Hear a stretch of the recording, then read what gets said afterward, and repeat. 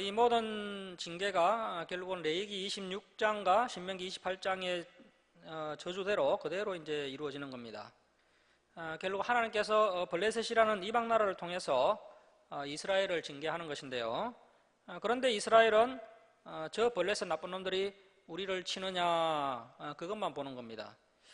자, 그러면 이스라엘 백성들이 무엇을 보아야 됩니까? 왜 블레셋이 우리를 치러 왔지? 우리가 하나님과 맺었던 그 시내산 언약 레위기를 듣지 않고 지키지 않았기 때문에 하나님께서 블레셋이라는 몽둥이를 들어서 우리를 때리시는구나, 이렇게 이제 말씀으로 돌아와야 하는데 이스라엘 백성들은 그 말씀을 보지 못하고 눈앞에서 자신들을 괴롭히는 이방 나라들만 미워하고 있습니다. 이방 나라들만 미워하면서 거룩한 제사장 나라의 역할은 감당할 생각을 하지 못하고 있습니다. 자, 여러분, 오늘날 한국교회가 왜 하나님께 매를 맞고 있을까요? 자, 어떻게 보면 저와 여러분이요, 그동안 하나님께 사랑의 매를 여러 차례 맞았을 것인데 왜 우리가 맞은 겁니까? 우리를 괴롭히는 그 대상자를 미워하면 안 됩니다. 그 이면에 있는 하나님의 교훈을 우리가 발견해야 됩니다. 우리가 말씀 가운데 거하지 않았기 때문에 하나님께서 그러한 사람들을 통하여 또 그러한 문제들을 통하여 우리를 괴롭힌 것이 아닐까요? 그래서 결국에는 이 자리에 우리를 앉혀 놓으시려고 시내산 언약 레위기로 다시 돌아오게 하시려고, 우리를 다시 말씀으로 돌아오게 하시려고 우리를 그렇게 하신 것이 아니겠습니까? 그런데 이제 그런 것을 보지 못하고요, 말씀으로 돌아오지 않고 나를 힘들게 하고 아프게 했던 그 사람만 은수로 생각하고 있는 겁니다. 그러한 미련함에 빠져서는 안 된다는 것이죠. 그리고 이제 4장 10절 말씀 보십시오. 4장 10절. 이 블레셋과의 전쟁에서 이스라엘이 이제 패배를 합니다. 10절 보시면요, 이스라엘이 패하여 각기 장막으로 도망하였고 살육이 심히 커서 이스라엘 보병에 엎드린 자가 3만 명이었으며, 정확하게는 3만 4천 명이 전사를 했습니다. 이스라엘 군인 3만 4천 명이 전사하게 됩니다. 11절 말씀 보시면요, 하나님의 언약궤 법궤가 지성소 안에 보관되어 있고 그 이제 법궤 안에 십계명 두들판이 들어 있는데요. 십계명 두들판은 하나님의 말씀을 상징하는 것이죠. 말씀드렸다시피 이제 율법이라고 하면요, 오경을 이야기하는 것인데요. 오경 중에서도 또 이제 레위기를 이야기하는 겁니다. 자, 이 레위기는 무엇을 기반으로 나온 것입니까? 시내산 언약을 기반으로 나온 것이죠. 그리고 이 시내산 언약의 핵심이 또 십계명입니다. 그래서 이제 이 십계명이 여호와의 언약궤 그 법궤 안에 들어 있는 것이고요. 이것은 하나님의 말씀을 또 상징합니다. 이스라엘 백성들이 하나님의 말씀을 가지고 블레셋과의 전쟁에 나갔다는 겁니다. 그런데 이 하나님의 말씀을 왜 가지고 나갔을까요? 그 법궤는 지성소 안에 둬야 되죠. 그런데 이제 이스라엘 백성들의 신앙이 변질되니까요, 이제 이 법궤가 점점 미신화되는 겁니다. 마치 부적처럼 되는 겁니다. 뭐 자신들의 삶이야 어떻게 되었든 말든 그런 것은 전혀 신경 쓰지 않습니다. 말씀을 듣고 말씀에 순종하면 전쟁에서 승리하게 되는데 그러한 것은 중요하게 여기지 않고 이 법궤를 가지고 나가면 전쟁에서 승리하지 않겠나, 그렇게 이제 신앙이 미신화된 겁니다. 그렇게 이제 괜히 이제 법궤를 가지고 나갔다가요, 블레셋에게 법궤를 뺏기게 되고 홈리아 비느하스는 죽임을 당하게 됩니다. 이렇게 이제 전쟁에서 패하고 두 아들이 죽었다는 소식을 이제 한 전령이요, 이제 에베레셋에서부터 실로까지 달려와서 이제 엘리 제사장에게 알려줍니다. 자, 17절 말씀 보십시오. 17절. 소식을 전하는 자가 대답하여 이르되 이스라엘이 블레셋 사람들 앞에서 도망하였고 백성 중에는 큰 살육이 있었고 당시의 두 아들 홈리아 비느하스도 죽임을 당하였고 하나님의 궤는 빼앗겼나이다. 18절. 하나님의 궤를 말할 때 엘리가 자기 의자에서 뒤로 넘어져 문 곁에서 목이 부러져 죽었으니 나이가 많고 비대한 까닭이라. 이 엘리가요, 아주 기름진 목회를 한 겁니다. 비대한 까닭이라. 그가 이스라엘의 사사가 된 지 40년이었더라. 자, 이렇게 이제 98세의 나이로 엘리가 비참하게 최후를 맞이하게 됩니다. 그리고 이제 5장은요, 블레셋이 이번 전쟁에서 승리해서 하나님의 언약궤를 자기 땅으로 가지고 가서 생긴 일이 기록되어 있는데요. 5장 2절 말씀 보십시오. 이 블레셋 군인들이 겁도 없이 그 여호와의 언약궤를 자기들의 신전 다곤신 곁에 갖다 둔 겁니다. 다곤신 곁에 갖다 두니까 어떤 일이 생깁니까? 우리 5장 4절 말씀 우리 함께 읽겠습니다. 4절 함께 읽겠습니다. 시작. 그 이튿날 아침에 그들이 일찍 일어나 본즉 다곤이 여호와의 궤 앞에서 또다시 엎드러져 얼굴이 땅에 닿았고 그 머리와 두 손목은 끊어져 문지방에 있고 다곤의 몸뚱이만 남았더라. 자, 그리고 이제 12절 말씀 보시면요, 블레셋에 많은 사람들이 죽습니다. 그리고 이제 죽지 않은 사람들은 또 독한 종기가 나가게 되어서 이 언약궤가 이제 블레셋 땅에 들어온 이후로요, 블레셋 성읍의 부르짖음이 하늘에 사무치게 됩니다. 그리고 이제 블레셋 사람들이 이 언약궤는 도저히 가지고 있을 것이 못 된다. 그렇게 해서 이제 이스라엘 백성들에게 다시 돌려줍니다. 그래서 이제 이스라엘 백성들이 이 언약궤를 이제 가지러 가는데요, 이 언약궤가 원래 어디에 있었습니까? 이스라엘의 실로라는 곳에 있었죠. 실로. 그런데 이제 실로까지 가져오지 못합니다. 이스라엘 백성들이 이 언약궤를 어떻게 이동시켜야 하는지 몰랐다는 겁니다. 하나님의 율법을 전혀 몰랐던 것이죠. 그래서 이제 언약궤를 어떻게 이동시켜야 되는지 몰라서요, 중간 지점인 기럇 여아림에 방치를 해버립니다. 여호와의 언약궤를 가져오는 방법을 몰라서 뭐 이런저런 사건들이 발생되니까요, 기럇 여아림에 언약궤를 20년간 방치하게 됩니다. 자, 그 화면 한번 보실까요? PPT 한번 보시겠습니다. 저걸 한번 클릭해서요, 그게 좀 나오도록 해주세요. 화살표 같은 게 계속. 그래서 이제 실로에 있던 것이요, 블레셋 땅 아서도소로 가게 되었습니다. 그래서 이제 그러다가 이제 블레셋 신의 목이 떨어지고 손이 문지방에 떨어지니까요, 그 이후에 블레셋 사람들이 문지방을 밟지 않는 풍습이 생기게 되었다는 겁니다. 블레셋에 수많은 사람들이 죽고요, 질병으로 하나님께서 치시니까 이제 여호와의 언약궤가 기럇 여아림으로 와서 20년간 방치되게 됩니다. 그 정도로 이 언약궤를 방치했다는 것은요, 이스라엘 백성들이 하나님의 말씀을 몰랐다는 것이고요, 또 그들이 하나님과 얼마나 멀어져 있는지, 말씀과 얼마나 멀어져 있는지, 하나님과의 관계가 얼마나 멀어져 있는지를 보여주는 것입니다. 이제 7장 2절로 가겠습니다. 7장 2절. 7장 2절 말씀 보십시오. 개가 기럇 여아림으로 들어간 날로부터 줄을 치겠습니다. 20년 동안 오래 있은지라 이스라엘 온 족속이 여호와를 사모하니라. 자, 여기에 사모하다가 히브리어로 나하라고 하는데요. 나하. 이 나하의 뜻은요, 몹시 슬퍼하다, 큰 소리로 울부짖다, 그런 뜻입니다. 그러니까 이스라엘 백성들이 진실로 회개했다는 겁니다. 그런데 이 회개는 그들이 이제 하나님의 말씀을 깨달은 이후에, 성경을 깨닫고 하나님의 말씀을 깨달은 이후에 한 회개가 아니기 때문에 안전한 회개라고 할 수는 없지만, 아직도 이제 그들에게 그래도 이제 양심이 살아 있어서 그런대로 이제 순수한 회개라고 볼 수가 있는 것이죠. 그래서 정말 오랜만에 나온 회개입니다. 여호와를 사모하는 이런 진실된 마음이 이스라엘 백성들 가운데 일어났고요. 그때 또 누가 준비되었습니까? 주의 종 사무엘이 준비되었죠. 훌륭한 지도자가 준비되면서 드디어 칠흑 같은 구약의 종교 암흑기 360년의 사사시대가 서서히 막을 내리게 됩니다. 여러분, 사무엘 7장을 나중에 한번 집에 가서 자세히 한번 읽어보시면요, 이스라엘 백성들의 회개가 360년 만의 회개가요, 심정적으로 거친 것이 아니고 이 회개가 매우 구체적이었다는 것을 알 수가 있습니다. 자, 하지만 우리가 분명히 명심해야 되는 것은 사무엘이 이 백성들을 회개시킨 것은 참 잘한 일이었지만 거기서 끝나면 안 되고요, 반드시 하나님의 말씀을 그 백성들의 가슴판에 새겨주어야 하는 것인데, 사무엘도 이 여호수아와 마찬가지로요, 가장 중요한 그 모세의 유언, 신명기 31장 9절 이하의 그 유언을 놓쳐버린 겁니다. 사무엘도 전반적으로 사역을 너무나 잘 감당했지만 이 성경을, 이 하나님의 말씀을 다음 세대에 가르치지 않음으로 인해서 사무엘이 죽자 그 이후의 역사가 말짱 도루묵이 되어버립니다. 다음 세대가 여호와를 알지 못하고요, 여호와께서 행하실 일도 알지 못하는 사사시대와 똑같은 현상이 일어나 버립니다. 자, 8장 1절 말씀 보십시오. 8장 1절. 사무엘이 늙음에 사무엘도 늙었습니다. 그의 아들들을 이스라엘 사사로 삼으니, 3절 보십시오. 그의 아들들이 자기 아버지의 행위를 따르지 아니하고 이익을 따라 뇌물을 받고 판결을 굳게 하니라. 이스라엘 모든 장로가 모여 라마에 있는 사무엘에게 나아가서 그에게 이르되, 보소서, 당신은 늙고 당신의 아들들은 당신의 행위를 따르지 아니하니 모든 나라와 같이. 자, 모든 나라와 같이 따라하는 것이 뭘까요? 세속화죠. 세속화. 자, 우리도 뭐 세상 사람들처럼 그렇게 똑같이 살자. 그렇게 하면 세속화 되는 겁니다. 자, 모든 나라와 같이 우리에게 왕을 세워 우리를 다스리게 하소서 한지라. 아주 중요한 부분인데요. 사무엘이 자식 교육을 잘못 시켜서 이런 말이 나온 겁니다.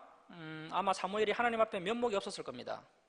사무엘의 아들들이 뇌물을 받고 판결을 굳게 하니까요, 이스라엘 장로들이 찾아와서 모든 나라와 같이 우리에게 왕을 세워 우리를 다스리게 하소서, 이렇게 이야기했다는 겁니다. 6절 말씀 보십시오. 우리에게 왕을 줘 우리를 다스리게 하라 했을 때 줄을 치겠습니다. 사무엘이 그것을 기뻐하지 아니하여.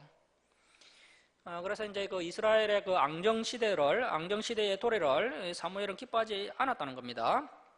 7절 말씀에 여호와께서 사무엘에게 이르시되, 줄을 치겠습니다. 백성이 내게 한 말을 다 들으라. 이는 그들이 너를 버림이 아니요 나를 버려 자기들의 왕이 되지 못하게 함이니라. 자, 여러분, 이 세속화가 뭘까요? 하나님의 통치권을 인정하지 않는 것이 세속화입니다. 하나님의 앙대심을 인정하지 않는 것입니다. 과연 우리 성도들의 삶 가운데 앙대신 예수 그리스도의 통치권이 인정되고 있습니까? 그분이 진정한 우리의 왕이십니까? 그렇지 않은 것 같습니다. 여전히 뭐 세례를 받고 직분을 받았지만 여전히 중요한 선택의 기로에서 내가 통치권을 행사하고 있습니다. 우리가 주인입니다. 이것이 바로 세속화라는 겁니다. 지금까지는 사사들이 판결만 하는 것이고요, 하나님께서 직접 이스라엘의 왕이 되셔서 통치하시는 진정 통치 시대였는데, 이 백성들의 욕심으로 앙정시대가 도래하게 된 겁니다. 그런데 이 앙정시대를 사무엘도 기뻐하지 않았고 하나님께서도 불쾌하게 여기셨다는 겁니다. 자, 그리고 여기서 중요한 교훈은요, 사람들이 막무가내로 욕심을 가지고 보채면요, 하나님께서 기뻐하시지도 않고 그것이 옳지 않고 또 사람에게 유익이 되지 않지만, 이 자식이 자꾸 생떼를 쓰면 몸에 좋지 않은 뭐 사탕 초콜릿 주는 것처럼 하나님께서도 마지못해서 응답해 주시는 경우가 있다는 겁니다. 자, 7절 말씀 보십시오. 백성이 너에게 한 말을 다 들으라. 그래서 하나님께서 마지못해 응답을 하십니다. 결국에는 이러한 패턴의 기도와 기도 응답이요, 이스라엘 백성들을 불행하게 만든 겁니다. 그런데 오늘날 성도들이 역시 하나님의 말씀을 알지 못하고요, 세속화되어서 개인적인 욕심을 가지고 하나님 앞에서 보채는 기도를 하고 있다는 겁니다. 심지어 오늘날 그 기도를 가르치는 여러 가지 프로그램도 보면요, 대다수 그런 기도 응답을 받는 그런 기도를 가르치고 있다는 겁니다. 자, 그래서 우리라도 이제 하나님을 이용해서 자신의 소원을 성취시키려고 하는 그런 생떼 쓰는 성도가 아니라, 우리를 통해서 하나님의 뜻이 이 땅에 이루어지기를 기도하는 그러한 참 성숙한 신앙인이 되어야 한다는 겁니다. 자, 여러분, 이 기도라는 것은요, 하나님을 설득시키는 것이 아닙니다. 그동안 우리가 배워왔던 이 말씀들을 통하여서 내가 설득당하는 시간이 되어야 됩니다. 그런데 어떻게 된 것이 오늘날 이 한국교회 성도님들은요, 하나님을 자꾸 설득하려고 한다는 겁니다.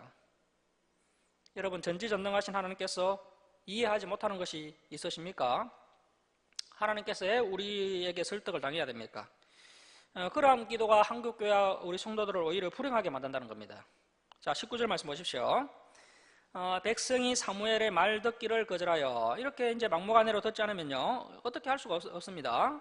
그래서 이제 결국 신정 통치 시대가 가게 되고 이제 앙정 시대가 도래하게 된 겁니다.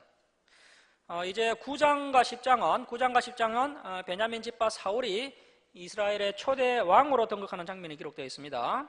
9장 21절 말씀 보십시오. 9장 21절. 사울이 대답하여 이르되, 나는 이스라엘 지파의 가장 작은 지파 베냐민.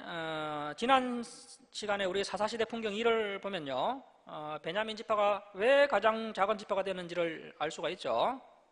이스라엘 11지파와 베냐민 지파 간의 전쟁이 일어나서요, 베냐민의 남자들이 거의 다 죽었기 때문입니다.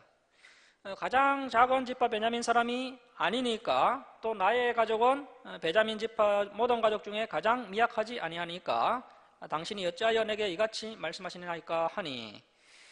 자, 사무엘이 왕에 관한 이야기를 했을 때 사울이 덥석 왕이 되겠다고 하지 않고요, 이렇게 솔직하고 겸손한 고백을 한 것을 봤을 때 이 사울이요, 처음에는 상당히 괜찮은 사람이었다는 것을 알 수가 있습니다. 자, 10장으로 갑니다. 10장 17절 말씀 보십시오. 사무엘이 백성들을 이제 미스바로 불러 모아서요, 이제 초대왕 이스라엘의 제1대왕 등극식을 하게 됩니다. 그런데 이제 사무엘이 사울왕을 세울 때 분명히 짚고 넘어가는 것이 있는데요. 19절 말씀 보십시오. 10장 19절. 너희는 너희를 모든 재난과 고통 중에 친히 구원하여 내신 주를 치겠습니다. 너희의 하나님을 오늘 버리고 이러기를 우리의 왕을 세우라 하는도다. 자, 이렇게 해서 제1대왕을 세우게 됩니다. 그렇게 해서 이제 제비를 뽑았더니요, 12지파 중에 베냐민 지파가 뽑히게 되고, 베냐민 지파 중에서도 마드리의 가족이 뽑히게 되고, 그 중에서 또 사울이 뽑혔는데, 사울을 찾아보니까요, 사울이 진보다리 사이에 숨어 있었다는 겁니다. 자, 그렇게 순수하고 겸손했던 사울의 초기 모습이 소개되고 있습니다. 그리고 이 사울이 얼마나 키가 큰지요, 다른 사람보다 어깨 이만큼 컸다는 겁니다. 이렇게 해서 이제 제1대 왕이 등극하게 됩니다.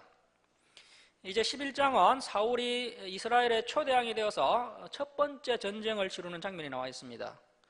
이 암몬 족속이 이스라엘의 동편 땅을 상대로 공갈 협박을 했지만 사울이 처신을 잘해서 이 암몬과의 전쟁에서 승리하게 됩니다.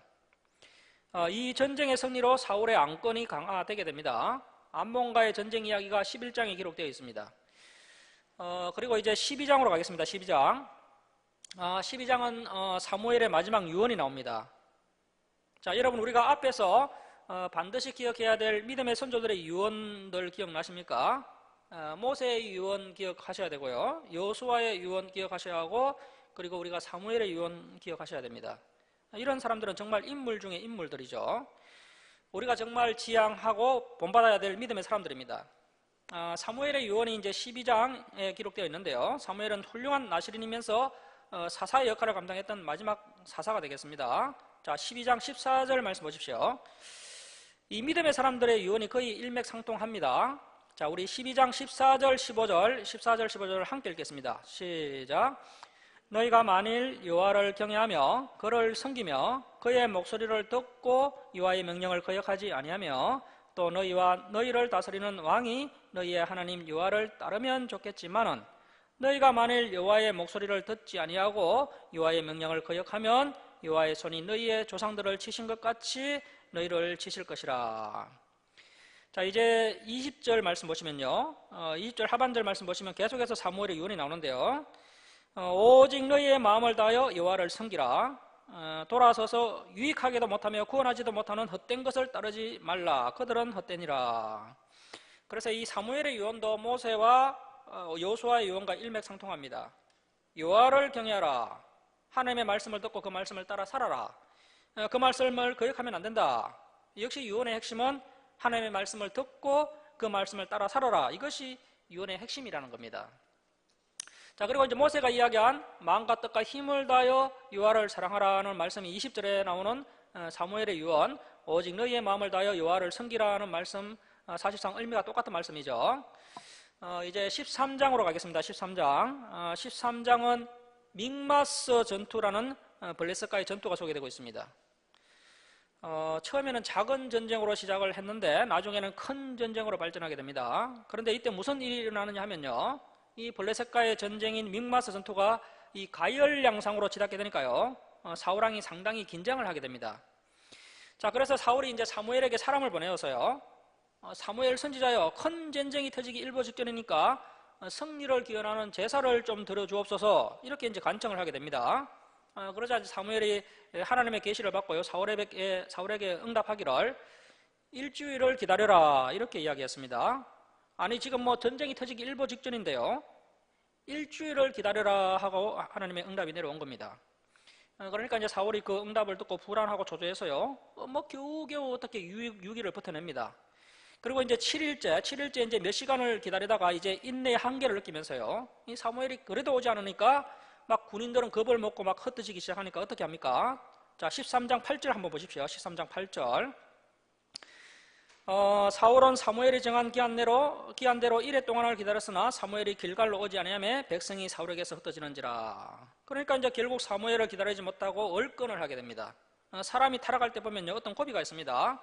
그런데 이제 급격히 타락할 때 보면 분수를 넘어서게 되는데요, 분수를 넘어서면 그때부터는 이제 못 막는 겁니다. 자, 9절 말씀 보십시오. 사울이 이르되 번제와 화목제물을 이리로 가져오라 하여 번제를 드렸더니 번제 드리기를 마치자 사무엘이 온지라 사울이 나가 맞으며 무난하매. 자, 그렇다면 사무엘은 약속대로 온 거죠.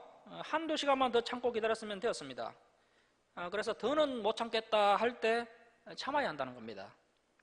자, 그래서 이 시대에 우리가 정말 하나님의 종으로 살아갈 때요, 우리에게 정말 필요한 것은요, 위기의 순간에 인내하고 오래 참을 수 있어야 한다는 겁니다. 인내를 이루되 인내를 온전히 이루어야 한다라고 말씀하고 있습니다. 자, 13절 말씀 보십시오. 사무엘이 사울에게 이르되 왕이 망령되이. 이 망령되이라는 히브리 언어를 보면요, 사칼이라고 하는데요. 사칼. 이 사칼은 교만스럽게 행하다 이런 뜻입니다. 교만스럽게 행하다.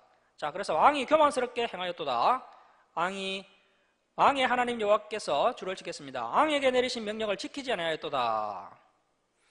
그리하였더라면 여호와께서 이스라엘 위에 왕의 나라를 영원히 세우셨을 것이거늘 지금은 왕의 나라가 길지 못할 것이라. 여호와께서 주를 치겠습니다. 왕에게서 명령하신 바를 왕이 지키지 아니하였으므로 여호와께서 그의 마음에 맞는 사람을 구하여 여호와께서 그를 그의 백성의 지도자로 삼으셨느니라 하고. 자, 그래서 하나님께서 이스라엘의 제2대왕을 준비하셨는데요, 이 2대왕의 특징이 뭡니까? 하나님의 마음에 맞는 사람이라는 겁니다. 그러면 왜 사울이 하나님께 버림을 받은 겁니까? 사울이 하나님의 명령을 지키지 않았기 때문입니다. 14절에서도요, 왕에게 명령하신 바를 왕이 지키지 아니하였으므로 여호와께서 그의 마음에 맞는 사람을 세우실 것입니다. 자, 그러면 그의 마음에 맞는 사람은 하나님의 말씀을 지키는 사람입니까? 지키지 않는 사람입니까? 하나님의 말씀을 지키는 사람을 선택하셨다는 겁니다. 하나님의 말씀을 지키는 사람이 하나님의 마음에 맞는 사람이라는 해석이 가능하죠. 그렇다면 그 사람이 누굴까요? 다윗이죠. 다윗이 바로 하나님의 말씀을 지키며 사는 사람이었습니다. 다윗도 완벽한 사람은 아니었지만요, 실수를 하기는 했지만 언제나 율법 가운데 거하려고 몸부림을 쳤던 사람이 바로 다윗이었다는 겁니다. 그래서 이제 13장을 기점으로 해서요, 사울왕은 급격히 타락하게 되고 사울의 안건 역시 약화되게 됩니다. 이제 14장은요, 사울왕은 형편 없었지만 그의 아들 요나단이 아주 훌륭한 인물이었다는 것을 나타내주고 있습니다. 그리고 이제 15장으로 가겠습니다. 15장. 15장은 사울왕이 또 결정적인 실수를 하는 장면이 나오는데요. 자, 여러분, 하나님께서 타락한 아말렉을 심판할 마음을 먹으시고요, 이제 사울을 통해서 이 아말렉을 심판할 계획을 세우시게 되는데요. 자, 여러분, 지금으로부터 이제 430년 전에요, 아말렉이 이제 강야 생활을 시작했던 그 이스라엘을 죽이려고 했던 적이 있었는데요. 그것이 러비딤 전쟁입니다. 러비딤. 사람은 잊어버렸지만 하나님은 잊지 않고 계셨고요. 그 러비딤에서 이제 강야 생활을 막 시작한 그 이스라엘 백성들의 뒤통수를 친 이 아말렉 족속을 향하여서 하나님께서 경고하신 적이 있습니다. 430년 전 아말렉 족속에게 하나님께서 경고하신 적이 있습니다. 그래서 이제 그 러비딤 전쟁 때 이 아말렉을 없이하여 천하에서 기억도 못하게 해버리겠다, 그렇게 하나님께서 말씀하실 정도로 화가 많이 나셨습니다. 그런데 이제 그 말씀을 하시고요, 몇 년 동안 하나님께서 기회를 더 주신 겁니까? 430년 동안 더 기회를 주셨습니다. 그런데도 이 아말렉 족속이 회개하지 않고 돌아오지 않고 더 악해지니까요, 결국에 이 사울을 통하여서 이 아말렉을 진멸하실 계획을 세우셨던 것이죠. 자, 우리 15장 2절 3절 우리 함께 읽겠습니다. 시작. 만군의 여호와께서 이같이 말씀하시기를 아말렉이 이스라엘에게 행한 일, 곧 애굽에서 나올 때에 길에서 대적한 일로 내가 그들을 벌하노니 지금 가서 아말렉을 쳐서 그들의 모든 소유를 남기지 말고 진멸하되 남녀와 소아와 젖먹는 아이와 우양과 낙타와 나귀를 죽이라 하셨나이다 하니. 자, 하나님께서 그들의 모든 소유를 남기지 말고 진멸해라, 이렇게 명령하십니다. 자, 그런데 9절 말씀 보십시오. 사울과 백성이 아각과 그의 양과 소의 가장 좋은 것 또는 기름진 것과 어린 양과 줄을 치겠습니다. 모든 좋은 것을 남기고 진멸하기를 절개 아니하고 가치 없고 하찮은 것은 진멸하니라. 자, 결국에는 눈에 보이는 욕심 때문에요, 하나님의 말씀에 온전히 순종하지 않았던 겁니다. 자, 하나님께서 얼마나 마음이 아프셨던지 10절 말씀 보십시오. 여호와의 말씀이 사무엘에게 임하니라 이르시되 내가 사울을 왕으로 세운 것을 후회하노니. 자, 여러분, 하나님께서 후회하신다는 겁니다. 우리가 알아야 할 것이요, 우리의 구원의 문제는 창세전에 하나님께서 하나님의 백성들을 위해서 이미 선택을 다 해놓으셨습니다. 그 구원의 문제를 제외한 모든 문제는요, 예정된 것이 아닙니다.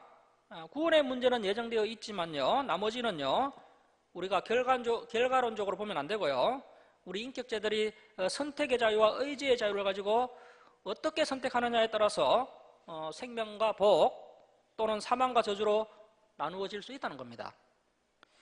자, 그래서 생명의 길과 사망의 길이 우리 앞에 놓여 있는 것이고요, 우리가 그것을 선택하는 겁니다. 자, 그런데 하나님께서 이미 이렇게 될 것이다라고 이야기하는 것은요, 하나님께서 그렇게 정해 놓으셨다기보다는 하나님께서는 전지하시죠. 전지하시기 때문에 그렇게 내다보고 계신 것이고요, 그렇게 또 예언을 하신 겁니다. 그래서 이제 그것이 예언이지 그 말씀이 인간의 뭐 각본이고 짜여진 대로 그렇게 가게 되는 것이다, 그런 관점은 아니라는 겁니다. 자, 아무튼 하나님께서 이제 후회하셨다는 건데요, 후회하셨다는 것도 결국 하나님께서 이 사울이 그렇게 선택한 것을 상당히 가슴 아파하시고 아쉬워하셨다는 겁니다. 자, 그리고 이제 12절 이하를 보시면요, 사울이 자기를 위해서 기념비까지 세웁니다. 그러니까 사무엘이 너무 마음이 아파서 호통을 치는데요, 아니 어떻게 살아있는 사람이 자기 기념비까지 세웁니까? 이렇게 하나님의 말씀을 순종하지 않으니까 사무엘이 너무 마음이 아파서 호통을 칩니다. 자, 19절 말씀 보십시오. 19절. 어찌하여 왕이 여호와의 목소리를 청종하지 아니하고 탈취하기에만 급하여. 자, 결국은 하나님의 목소리를 청종하지 아니했다는 겁니다. 그런데 하나님의 말씀을 청종하지 못한 첫 번째 원인이 뭡니까? 탈취하기에만 급했다. 물질에 대한 욕심이 청종하지 못하게 한 겁니다. 자, 여러분, 우리가 많이 가지고 있으면요, 우리가 이 자리에 앉아 있을 것 같습니까? 우리가 뭔가 좀 부족하기 때문에 지금 이 자리에 앉아 있는 겁니다. 물질에 대한 욕심이요, 말씀을 청종하지 못하겠다는 겁니다. 24절 말씀 보십시오. 24절. 하나님의 말씀에 청종하지 못했던 두 번째 원인이 나오는데요, 24절 중반절 보십시오. 내가 여호와의 명령과 당신의 말씀을 어긴 것은 내가 백성을 두려워하여 그들의 말을 청종하였음이니이다. 이 사울이 하나님의 말씀을 청종해야 하는데 백성의 말을 청종했다는 겁니다. 자, 여러분, 우리가 이 진리의 길을 가다 보면요, 그런 고비를 만나게 되는데요, 내가 사람의 말을 들을 것인가 아니면 하나님의 진리를 선택해야 할 것인가? 이 사울이 하나님의 말씀에 청종하지 않은 원인이 두 가지입니다. 물질에 대한 욕심과 사람의 시선을 의식하면서 하나님의 음성이 들리지 않게 되었다는 겁니다. 자, 그래서 하나님께서 사무엘을 통하여 사울에게 아주 중요한 이야기를 하는데요, 15장 22절 말씀 보십시오. 15장 22절. 사무엘이 이르되 여호와께서 번제와 다른 제사를 줄을 치겠습니다. 그의 목소리를 청종하는 것을 좋아하신 같이 좋아하시겠나이까?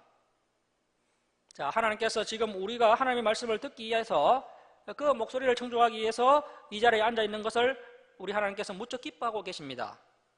하나님의 목소리를 청종하는 것을 좋아하신 같이 좋아하시겠나이까?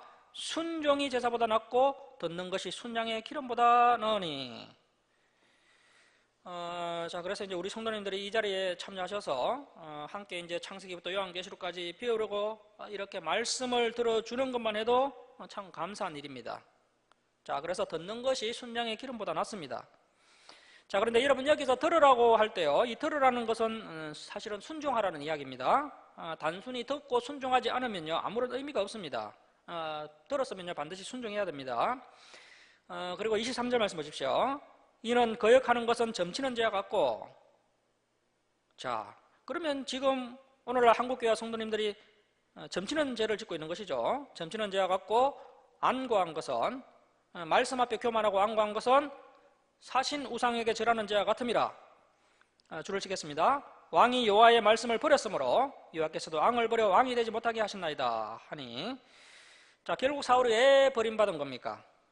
하나님의 말씀을 버렸기 때문에, 하나님의 말씀을 듣지 않고 그 말씀에 순종하지 않았기 때문에 하나님께 버림받았다고 성경은 우리에게 말씀하고 있습니다. 35절 말씀 보십시오. 사무엘이 죽는 날까지 사울을 다시 가져보지 아니하였으니 이는 그가 사울을 위하여 슬피하임이었고 여호와께서는 사울을 줄을 치겠습니다. 이스라엘 왕으로 삼으신 것을 후회하셨더라. 하나님께서 후회하시고 아파하시고 고통스러워하시고 진노하시고 질투하신다는 겁니다. 이제 16장은 이스라엘의 제2대왕 다윗이 준비되는 장면이 기록되어 있습니다. 사무엘이 이제 베들레헴에 있는 이새의 집에 찾아가는데요. 16장 6절 보십시오. 그들이 오매 사무엘이 엘리압은 이새의 장남입니다. 이 다윗의 가장 큰 형이죠. 엘리압을 보고 마음에 이르기를 여호와의 기름 부으실 자가 제2대왕이 될 자가 과연 주님 앞에 있도다 하였더니, 이 천하의 사무엘도 사람을 애모로 판단하는 실수를 했다는 겁니다. 자, 여러분, 오늘날은 애모지상주의 시대죠. 이 애모지상주의가 다른 말로 하면 쾌락주의입니다. 쾌락주의. 그런 시대에 살고 있는 저와 여러분이요, 이러한 실수를 얼마든지 할 수 있다는 겁니다. 7절 말씀 보십시오. 여호와께서 사무엘에게 이르시되 그의 용모와 키를 보지 말라. 내가 이미 그를 버려놓으라. 내가 보는 것은 사람과 같지 아니하니, 줄을 칩니다. 사람은 애모를 보거니와 나 여호와는 중심을 보느니라. 자, 중심을 보느니라. 여기서 이 중심은요, 히브리어로 레버인데요. 레버. 이 중심이라고 번역했는데 레버는 마음입니다. 마음. 여호와는 마음을 보느니라. 저와 여러분의 마음이 어떻게 형성된 겁니까? 자, 이걸 다시 한번 의역을 하면요, 어떻게 살아왔는지를 보셨다, 이렇게 볼 수가 있습니다. 왜냐하면요, 우리의 마음이 어떻게 살아왔느냐에 따라서 우리의 마음이 달라지는 겁니다. 그리고 그 마음이 얼굴 표정으로 또 나타납니다. 자, 하나님께서 어떻게 살았는지를 보셨다는 겁니다. 자, 여러분, 다윗이 어떠한 어린 시절을 보냈습니까? 우리 다시 한번 사무엘 17장으로 한번 볼까요? 사무엘 17장 우리 34절로 한번 가보겠습니다. 사무엘 17장 34절. 사무엘 17장 34절 35절 우리 한번 함께 읽겠습니다. 시작. 다윗이 사울에게 말하되 주의 종이 아버지의 양을 지킬 때에 사자나 곰이 와서 양떼의 새끼를 물어가면 내가 따라가서 그것을 치고 그 입에서 새끼를 건져내었고, 그것이 일어나 나를 해하고자 하면 내가 그 수염을 잡고 그것을 쳐 죽였나이다. 다윗의 용기, 담대함, 책임감, 신실함, 충성됨 아주 대단하죠. 양을 다윗에게 맡겨놓은 아버지 이새의 마음이 아주 든든했을 겁니다.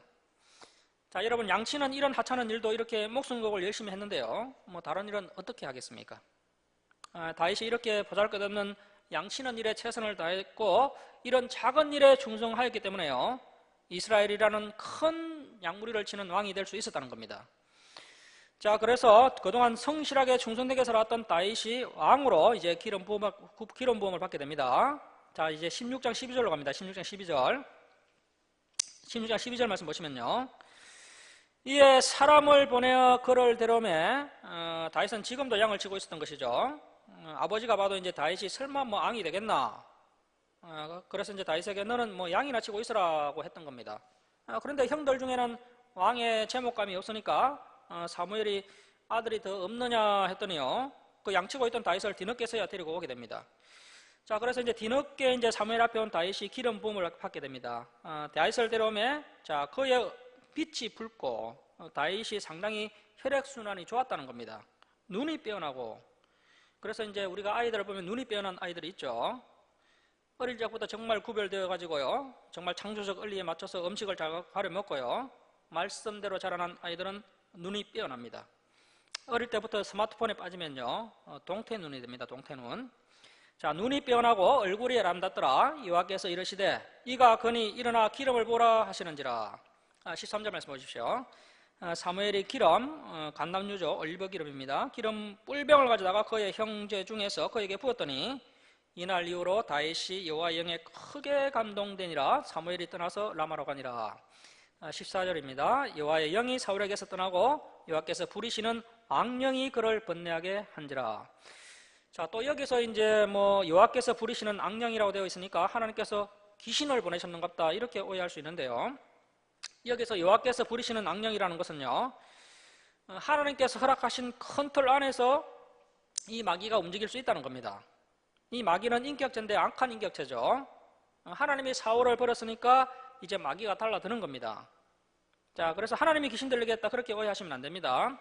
하나님께서 허락한 큰 틀 내에서 이 마귀가 자발적으로 역사를 한 겁니다. 그리고 이제 17장은요, 이제 다윗이 골리앗을 때려잡으면서 10대 후반의 어린 나이에 다윗이 정치에 입문하게 되는 장면이 기록되어 있습니다. 너무나도 유명한 이야기니까 생략합니다. 18장 6절로 갑니다. 18장 6절. 18장 6절은 블레셋과의 전쟁에서 승리하고 사울왕과 다윗 장군이 이제 개선문으로 돌아오게 됩니다. 그때 여인들이요, 이 여인들이 하지 말아야 될 말을 하게 되는데요. 7절 말씀 보십시오. 여인들이 뛰놀며 노래하여 이르되 사울이 죽인 자는 천천히요 다윗은 만만이로다 한지라. 불행을 가져오는 노래입니다. 이것이 설사 맞는 말이라고 해도요 절대로 해서는 안 될 말입니다. 그래서 여러분들은요, 아직 우리 부목사가 없지만 앞으로 생기게 되면 우리 부목사님은 만만해요, 담임 목사님은 천천히라, 이렇게 하는 순간 부목사님도 불행해지고요 담임 목사님도 불행해집니다. 그래서 말을 정말 조심해야 됩니다. 그래서 사람을 놓고 이렇게 비교를 하면 안 된다는 것이죠. 그래서 이제 이 비교하는 말을 듣고요, 8절 말씀 보십시오.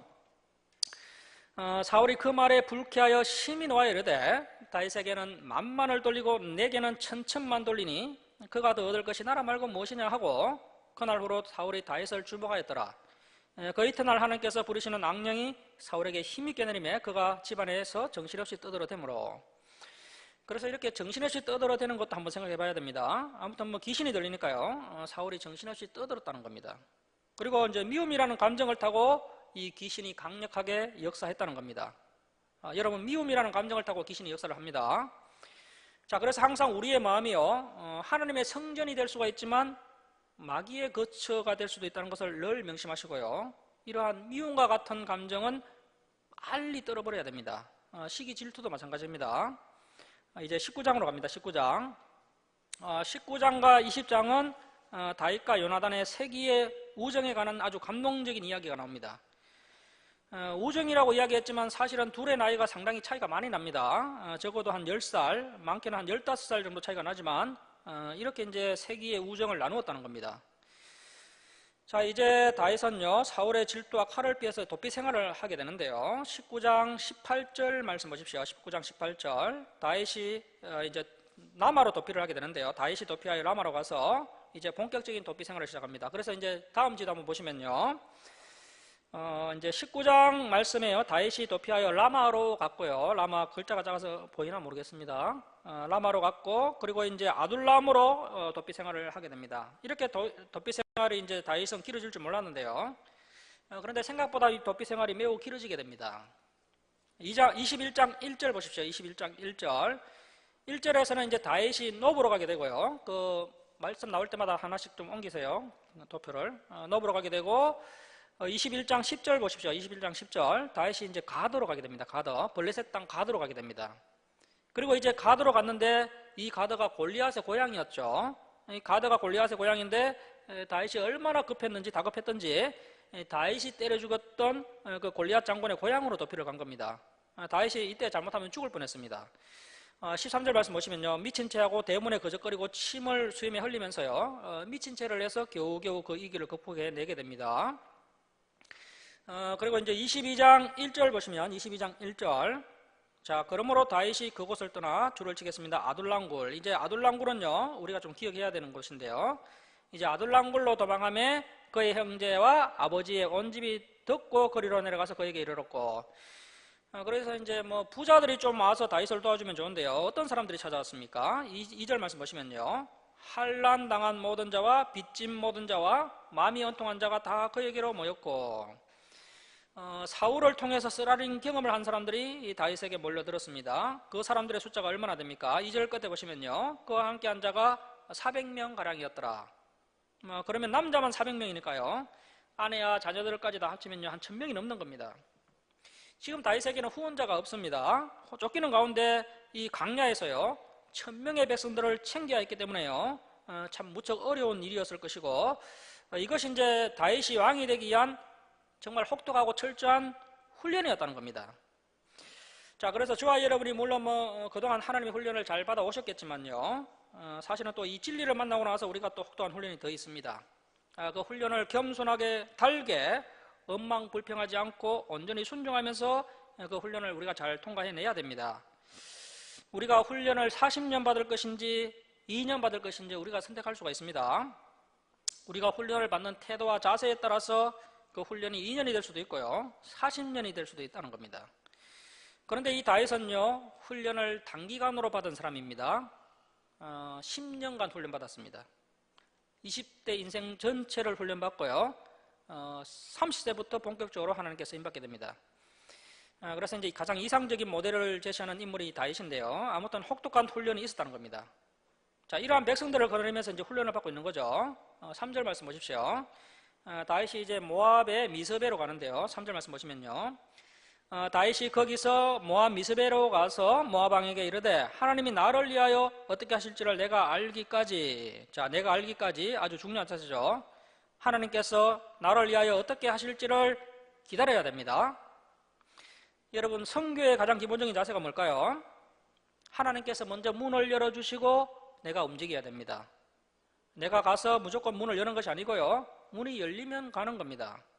자, 하나님이 나를 위하여 어떻게 하실지를 내가 알기까지 나의 부모가 나와서 당신들과 함께 있게 하기를 청하나이다 하고, 그래서 이제 부모님을 모압 땅 안전한 곳에 대피를 시켜놓았는데요. 왜 이렇게 했느냐면요, 이 사울의 세력이 모압에는 미치지 않았기 때문이고요. 또 다윗의 정조모 룻이 어디 출신입니까?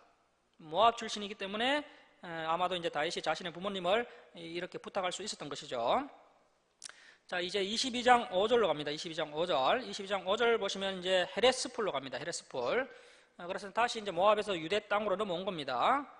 그리고 이제 23장으로 갑니다. 23장 5절 말씀 보십시오. 5절. 23장 5절을 보시면요, 그일라로 갑니다. 그일라. 그리고 23장 14절 보시면요, 14절 보시면 10강야, 10항무지로 갑니다. 자, 그리고 이제 29절 보십시오. 29절. 엔게디 요새로 가게 되는데, 이제 24장 1절 보십시오. 24장 1절. 이 엔게디 요새가요, 염소의 샘이라는 곳인데요. 사해바다 옆에 있는, 사해바다 옆에 엔게디 요새가 있습니다. 자, 엔게디 요새로 도망가게 되는데, 24장 1절 말씀 보십시오. 사울이 블레셋 사람을 쫓다가 돌아오매 어떤 사람이 그에게 말하여 이르되 보소서 다윗이 엔게디 강야에 있더이다 하니, 사울이 온 이스라엘에서 택한 사람 3,000명을 거느리고 다윗과 그의 사람들을 찾으러 들염소 바위로 갈새 길가 양의 우리에 이른적 굴이 있는지라. 사울이 뒤를 보러 들어가느니라. 다윗과 그의 사람들이 그 굴 깊은 곳에 있더니. 자, 이렇게 엔게디 요새에 다윗이 일행이 숨어 있었다는 첩보를 듣고요, 사울이 3,000명을 거느리고 다윗을 뒤쫓게 됩니다. 뒤쫓다가 이제 사울이 뒤를 보러 들어갔다. 이 뒤를 보러 들어갔다는 해석이 분분한데요. 이 뒤를 보러 들어간다는 뜻이 무슨 뜻이냐면요, 추정하기로는 이제 잠을 자러 들어간 것이 아닌가 그렇게 봅니다. 대변을 보러 갔다는 주장도 있는데요, 그것보다는 이제 잠을 자러 들어간 것이 아닌가 이렇게 보는 것이죠. 4절 말씀 보십시오. 다윗의 사람들이 이르되 보소서 여호와께서 당신에게 이르시기를 내가 은수를 내 손에 넘기리니 내 생각에 좋은 대로 그에게 행하라 하시더니 이것이 그날이니이다 하니 다윗이 일어나서 사울의 겉옷자락을 가만히 베니라. 자, 그때 이제 다윗의 일행도 엔게디 요새의 굴 깊은 곳에 이미 숨어 있었는데요, 사울이 이때 이제 잠을 청하러 들어와서 잠을 자고 있으니까 그때 이제 드디어 이 원수를 죽일 기회가 왔습니다. 다윗의 부하들이 이렇게 이야기했다는 것이죠. 그러자 다윗이 일어나서 사울의 겉옷자락을 가만히 베어냈습니다. 5절 말씀 보시면요, 그리한 후에 사울의 옷자락 뱀으로 말미암아 다윗의 마음이 찔려. 자, 이 다윗은요, 선한 양심의 사람입니다. 여러분, 우리가 이 성경 말씀을 배우면 배울수록요, 우리의 양심이 살아나게 됩니다. 우리가 하나님을 두려워하게 되면서요, 양심이 회복되면서요, 이제는 떨어진 휴지 하나 때문에 마음이 찔리게 됩니다. 교통법규 하나 어긴 것도 이제는 죄송한 마음이 들고요, 죄책감이 들고, 내가 이렇게 해서는 안 되겠다, 그런 마음이 이제 갈수록 점점 더 민감해지는 것을 우리가 볼 수가 있습니다. 자, 그런데 이제 이 다윗이 선한 양심, 착한 양심을 가진 사람이었다는 겁니다. 6절 말씀하십시오. 6절. 자기 사람들에게 이르되 내가 손을 들어 여호와의 기름 부음을 받은 내 주. 여러분, 아직도 사울을 향해서 이런 존칭을 쓰고 있습니다. 지금 다윗이 9년째 쫓기고 있는데요, 역을 해도 시원찮을 판에 내 주를 치는 것은 여호와께서 금하시는 것이니 그는 여호와의 기름 부음을 받은 자가 됨이니라 하고, 다윗이 이 말로 자기 사람들을 금하여 사울을 해하지 못하게 하니라. 사울이 일어나 굴에서 나가 자기 길을 가니라. 자, 그 후에 다윗도 일어나 굴에서 나가. 자, 사울이 나가고 그리고 이제 다윗도 뒤에 따라 나가서요, 이제 사울과 거리가 적당히 멀어진 후에요, 사울의 뒤에서 애쳐 이르되 내 주 왕이여 하매 사울이 돌아보는지라 다윗이 땅에 엎드려 절하고. 이런 부분 한번 보십시오. 이 다윗은 율법을 넘어선 사람입니다. 정말 위대한 인물이죠. 자, 9절 말씀 보십시오. 다윗이 사울에게 이르되 보소서 다윗이 왕을 하려 한다고 하는 사람들의 말을 왕은 어찌 들으시나이까? 오늘 여호와께서 굴에서 왕을 내 손에 넘기신 것을 왕이 아셨을 것이니이다. 어떤 사람이 나를 권하여 왕을 죽이라 하였으나 내가 왕을 아껴 말하기를 나는 내 손을 들어 내 주를 해하지 아니하리니 주를 치겠습니다. 그는 여호와의 기름 부음을 받은 자이기 때문이라 하였나이다. 인간적인 눈으로 보면 다윗이 참 바보 같죠. 정말 융통성이 없는 믿음입니다. 이 소신과恩칙에 이 다윗이 목숨을 걸어버립니다. 나는 무슨 일이 있어도 하나님께서 기름 부은 종은 내가 손대지 않겠다. 여러분, 이것은 다윗이 스스로 이렇게 결정한 겁니다. 누가 시킨 것도 아닙니다. 자, 11절 말씀 보십시오. 내 아버지여 보소서, 내 손에 있는 왕의 옷자락을 보소서. 내가 왕을 죽이지 아니하고 겉옷자루만 베었은적 내 손에 악이나 죄가가 없는 줄을 오늘 아실지니이다. 왕은 내 생명을 찾아 헤아려 하시나 나는 왕에게 범죄한 일이 없나이다.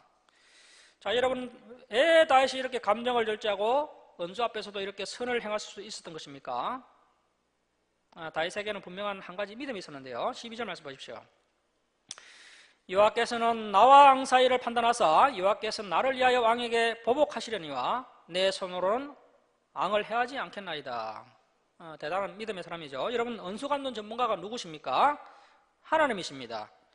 자, 그러므로 우리는 할 수 있는 대로 모든 자와 화목하고요, 또 화평해야 되고요, 심지어 언수까지도 사랑하는 모습을 우리가 가져야 되고요, 또 그 언수를 심판하시는 것은 하나님께서 직접 하신다는 겁니다. 다윗이 그 사실을 잘 알고 있습니다. 15절 말씀 보십시오. 그런즉 여호와께서 주를 치겠습니다. 재판장이 되어 나와 왕 사이에 심판하사.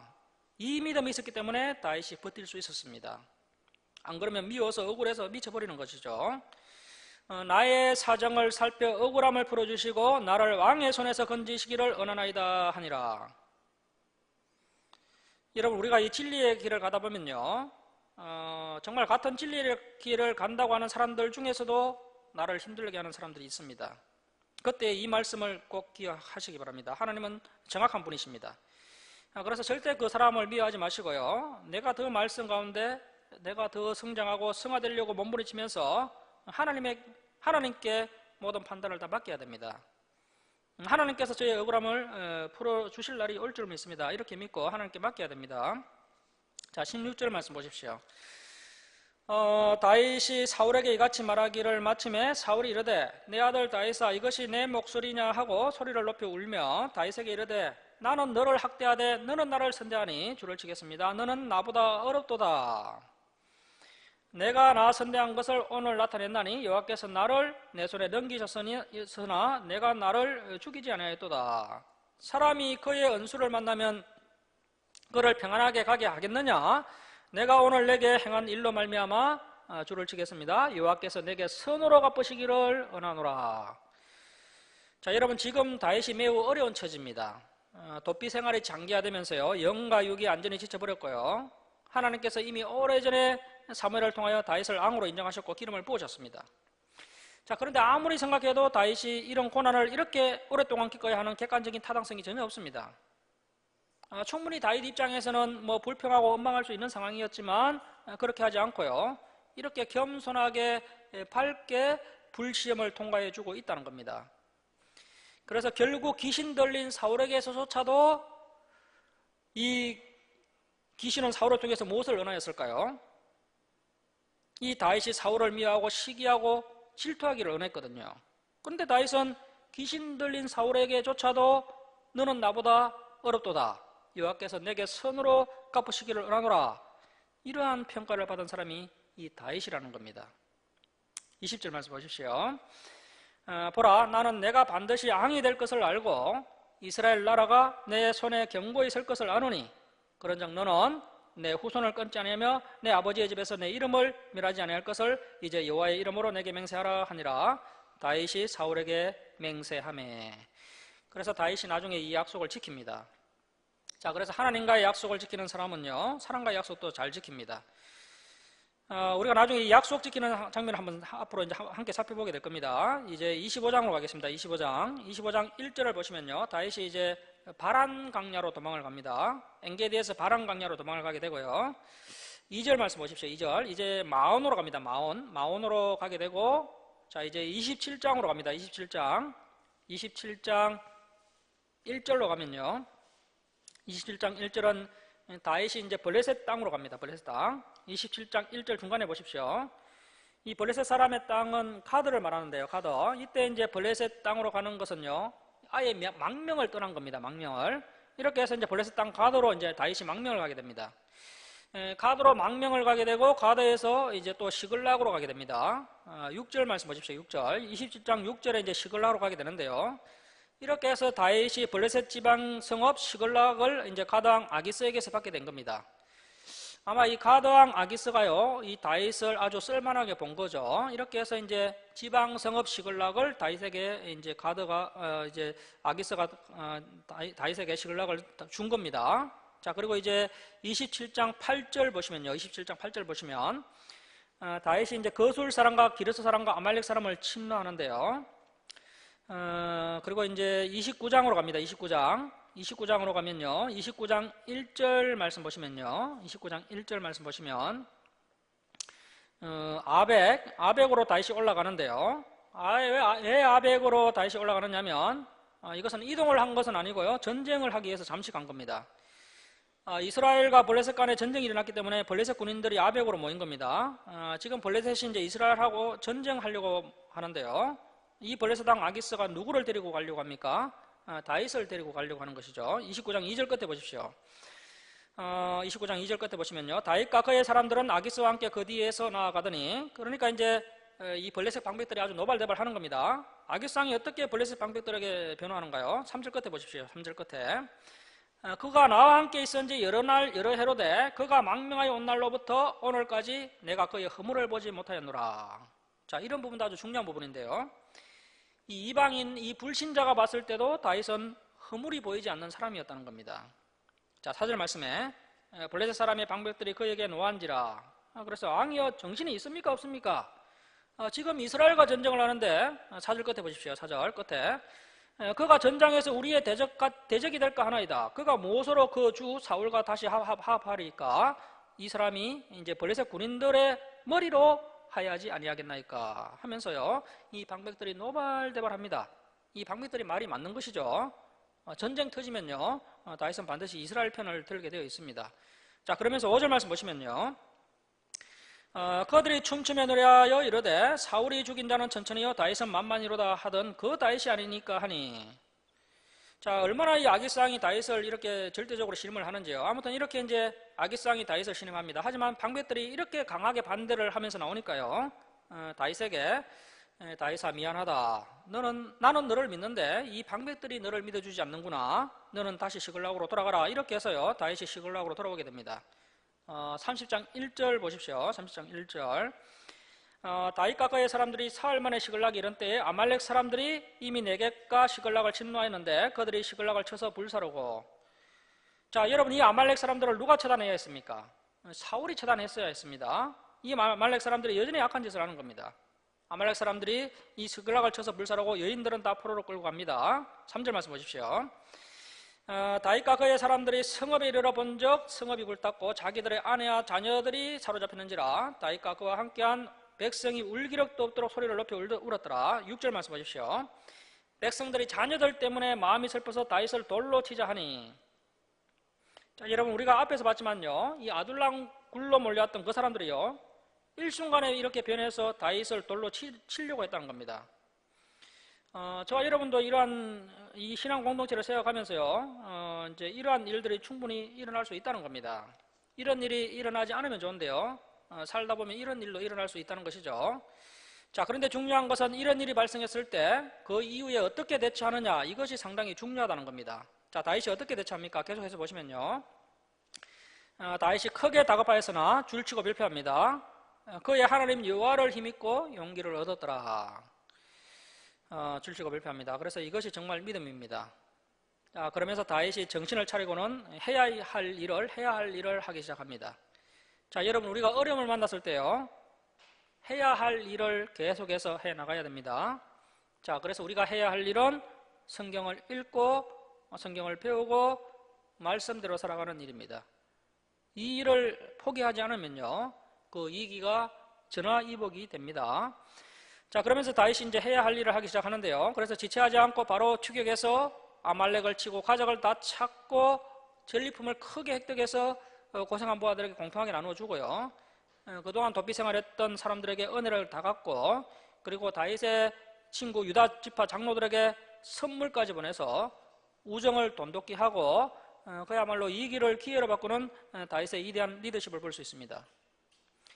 보통 사람들은 이러한 위기의 순간에 꼬꾸라져서 시험에 들고 맙니다. 그러나 다윗은 이런 시험을 만나면요, 그것을 극복해내면서 오히려 전화위복으로 삼는 위대한 믿음의 사람임을 알 수 있습니다.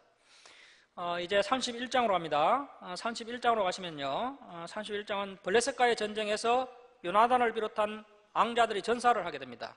그리고 사울왕은 할을 맞아서 중상을 입은 후에 사울왕이 자살을 하는 비극적인 장면이 31장에 기록되어 있습니다.